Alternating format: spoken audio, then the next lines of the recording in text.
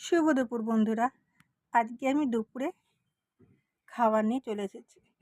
আজকে দুপুর খাবার একটু আলাদা, অন্য দিনের মতন চিকেন মাটন কিচ্ছু না।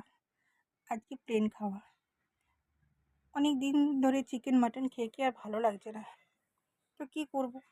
তো আজকে এলাম একটু সাদামাটা খাওয়া নিয়ে।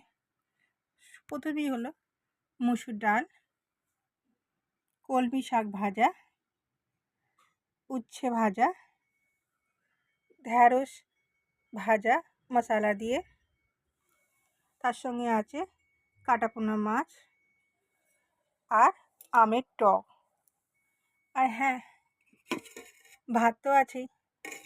তো আপনারা সবাই ভালো থাকুন, সুস্থ থাকুন আর healthy Khan.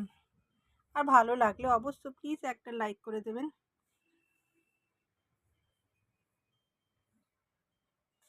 Thank you so much.